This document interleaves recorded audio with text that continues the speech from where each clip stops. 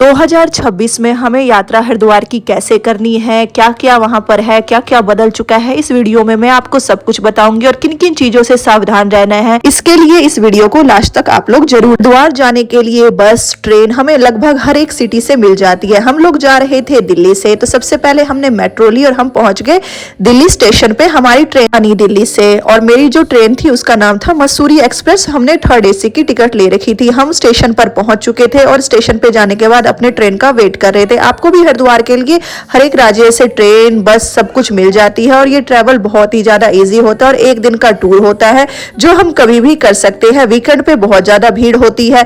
फिर हम ट्रेन में बैठ गए और यहाँ पे देखो मेरी बेटी बहुत ही ज्यादा मजे कर रही थी। सुबह 5:30 बजे हमें ये ट्रेन ने बिल्कुल टाइमली उतार दी थी। ट्रेन से उतरने के बाद यहाँ पे ऑटो वाले हमें देखते हैं कि बार बार वो हमें बुक करने के लिए फोर्स करते हैं, लेकिन आपको बुक करने के लिए जाना है तो बुक करके भी जा सकते हो। हमने 20-20 रुपए शेयरिंग ऑटो किया क्योंकि हमें क्यों ही ज्यादा पैसे वेस्ट। मुश्किल से 10 मिनट का रास्ता होता है, इसके लिए क्या ही हमें बुक करना। फिर हमने शेयरिंग ऑटो की 20-20 रुपए किराया लिया और हम पहुंच गए हर की पौड़ी पर। हर की पौड़ी उतरने के बाद का नजारा क्या ही बोलूं, इतना ही मंत्रमुग्ध हो जाता है। यहाँ तक कि जब हम हरिद्वार स्टेशन पे पहुंचते हैं वहीं हमारा मन इतना ही ज्यादा प्रसन्न होने लगता है क्योंकि हम पहुंच गए हरि की नगरी। और हरि की नगरी में जाके मन इतना शांत होता है। एक बार तो जरूर साल में हमें हरिद्वार का ट्रिप जरूर प्लान करना चाहिए। और गंगा स्नान करने के बाद जो मन को हमें शांति मिलती है वो हमें कहीं पे भी नहीं मिलती है। सारी बाधाओं से मंत्रमुग्ध हो जाते हैं। इस तरह हम अच्छे से देखते हुए पहुंच गए हर की पौड़ी। हर की पौड़ी के पहुंचने के बाद आप ये नजारा देख सकते हो, हर तरफ माँ गंगा की लहरें। इस बार जल का प्रवाह बहुत ही ज्यादा था क्योंकि पता ही है आपको कितनी ही ज्यादा बारिश हो रही है। और हम अभी गए हैं मई के महीने में और मई के महीने में इतना सुंदर नजारा होगा मैंने सोचा नहीं था। अगर आप फरवरी में मतलब जाते हैं, जनवरी फरवरी में, तो बहुत ही ज्यादा ठंड होती है। मई जून में जाने का बहुत ही अच्छा सुकून मिलता है क्योंकि गर्मी का मौसम होता है और नहाने में भी हमें बहुत ही ज्यादा अच्छा लगता है। और यहाँ से देखो मनसा देवी भी हमें अच्छे से दिख रही है। एक बार कमेंट में जयकारा आप लोग जरूर लगाना, क्या पता मनसा देवी माता आपकी हर एक मनोकामना को पूरी कर दे और आपको जल्दी से हरिद्वार बुलाए। और हमने भी दर्शन किए माता के और हम चले गए हर की पौड़ी के साथ जहां पर क्लॉक टावर बना हुआ है। वैसे तो हर जगह कहीं पे भी आप स्नान कर सकते हो, हमने वहां पे जाके किया और चेंजिंग रूम भी वहां पर अच्छे से अवेलेबल है, इसलिए आपको कोई भी टेंशन नहीं होगी। और हरिद्वार जाओ तो एक महत्वपूर्ण बात सबसे जरूरी है कि अपने साथ कैश लेके जाओ क्योंकि बहुत से वहां पे शॉप ऐसे हैं जहां पे आप ऑनलाइन पेमेंट नहीं कर सकते, खासकर फूड स्टॉल पर, वहां पर आपको कैश ही देना होता है।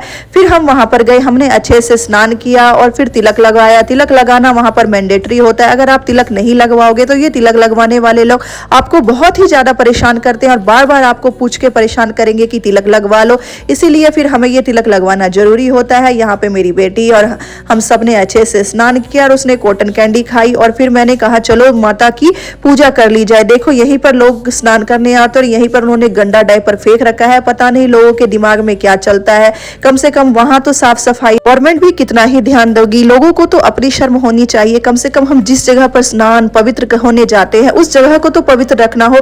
फिर हमने अच्छे से स्नान किया और मार्केट एक्सप्लोर करने गए। सबसे पहले हमने ये कुल्हड़ वाली चाय पी और ये चाय बहुत ही ज्यादा टेस्टी थी। मैंने इतनी उम्मीद नहीं की थी कि ये चाय हमें घर जैसी बना के देंगे। ये चाय बहुत ही अच्छी थी। फिर मैंने अपनी बेटी के लिए बहुत सारे टॉयज खरीदे और मैंने कहा कि चलो थोड़ा सा मार्केट एक्सप्लोर कर लेते हैं। और हम आ चुके थे यहाँ के सबसे फेमस रेस्टोरेंट चोटी वाला। यहाँ का नाम भी मैंने बहुत सुना है तो मैंने कहा चलो एक बार यहाँ का फूड भी जरूर ट्राई किया जाए। वीकेंड था, संडे था, तो बहुत ही ज्यादा भीड़ थी, किसी भी दुकान पर हमें खाली नहीं मिल रहा था। फिर हम फटाफट इस रेस्टोरेंट में गए और यहाँ पर जाने के बाद मैंने मेन्यू चेक किया, मुझे कुछ नहीं समझ में आया और मैंने अपने हस्बैंड को बोला कि आप ही ऑर्डर करो। और फिर कहीं पे भी हम जाए और छोले भटूरे ना खाए, ऐसा हो ही नहीं सकता। फिर हमने छोले भटूरे ऑर्डर किए और साथ ही एक पूरी वेज थाली ऑर्डर की। उस थाली में कड़ी पकोड़ा, दाल मखनी, मटर पनीर, आलू गोभी की मिक्स सब्जी, तंदूरी रोटी, चावल। और ये थाली टेस्ट वाइज बहुत ही अच्छी थी। मुझे एक अलग ही टाइप का टेस्ट आ रहा था, मैं नहीं बता सकती। और इस थाली का कितना कॉस्ट था, आगे हमने क्या सब किया, नेक्स्ट वीडियो में